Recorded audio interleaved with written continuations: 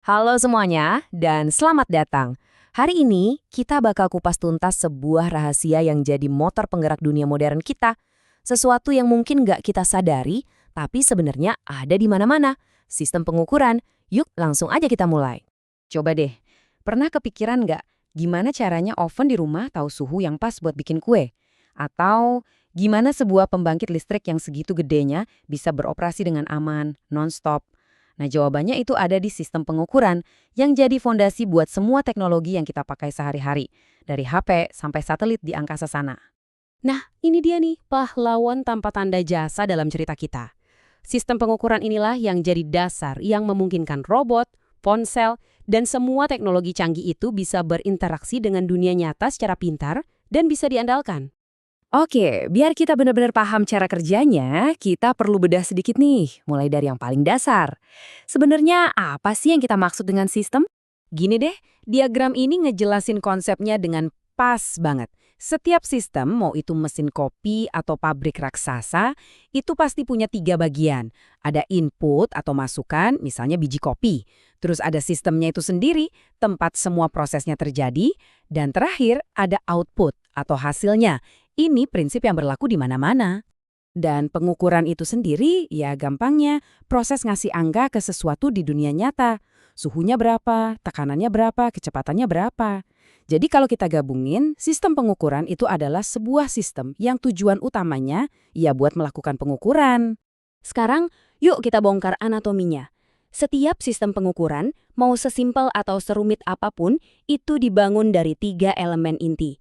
Anggap aja ini kayak perjalanan. Dari sensasi fisik, diolah, sampai jadi informasi yang berguna buat kita. Pertama, kita punya sensor atau transducer. Anggap aja ini kayak panca indera kita. Dia yang merasakan dunia fisik. Kedua, ada elemen pengondisi sinyal. Ini tugasnya kayak sistem saraf. Dia ngebersihin sinyal mentah tadi biar siap diproses. Dan terakhir, elemen pemproses data. Nah, ini otaknya. Dia yang menganalisis sinyal dan mengubahnya jadi informasi yang kita butuhkan. Jadi gampangnya, indera, sistem saraf, dan otak. Oke, kita udah tahu apa itu sistem pengukuran dan isinya apa aja. Tapi, gimana caranya kita tahu sebuah alat ukur itu bagus atau jelek? Nah, para insinyur itu punya bahasanya sendiri buat menilai performa sebuah alat. Kita mulai dari yang namanya karakteristik statik.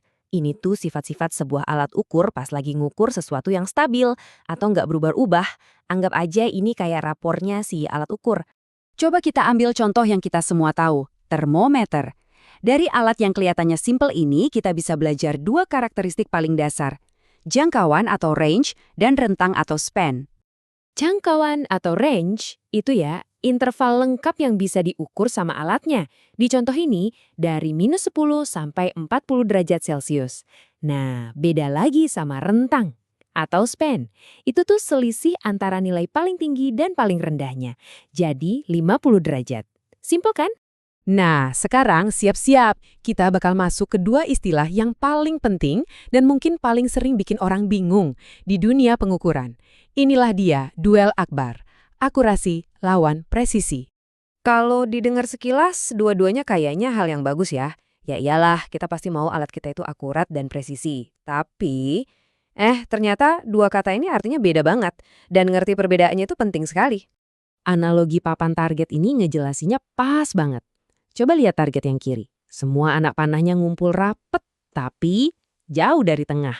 Ini namanya presisi tinggi tapi akurasi rendah. Sekarang, lihat yang tengah. Anak panahnya nyebar, tapi kalau dirata-ratain, posisinya deket sama pusat. Ini akurasi tinggi tapi presisi rendah. Nah, yang kita mau itu yang paling kanan. Semua anak panahnya ngumpul rapet dan pas di tengah-tengah. Itulah akurasi tinggi dan presisi tinggi. Jadi, buat ngelangkumnya, akurasi itu soal seberapa dekat hasil ukur kita ke nilai yang sebenarnya, kita kena sasaran atau enggak. Kalau presisi, itu soal konsistensi, hasilnya ngumpul di satu titik yang sama terus atau enggak, bahkan kalau titik itu salah sekalipun. Nah, ngomongin soal konsistensi, ada 2 ide lagi nih yang enggak kalah penting. Ini bukan cuma soal alatnya doang, tapi juga soal siapa dan dalam kondisi apa pengukuran itu dilakuin. Gambar ini ngejelasinnya keren banget. Coba lihat, yang kanan itu repeatability atau keterulangan. Satu orang pakai alat yang sama, di waktu yang sama, dapat hasil yang konsisten terus. Nah, kalau yang kiri itu reproducibility atau keterulangan antar pihak. Ada beberapa orang yang beda, mungkin di lab yang beda, tapi semuanya dapat hasil yang sama pas ngelakuin tes yang persis sama. Intinya gini, repeatability itu konsistensi di bawah kondisi yang sama persis. Kalau reproducibility itu konsistensi di bawah kondisi yang beda-beda. Dua-duanya ini penting banget buat mastiin hasil pengukuran kita itu bisa dipercaya sama siapa aja, di mana aja.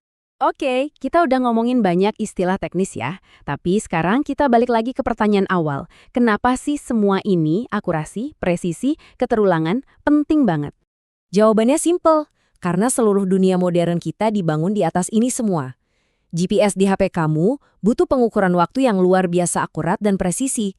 Alat medis kayak alat pacu jantung harus bisa diandalkan 100%.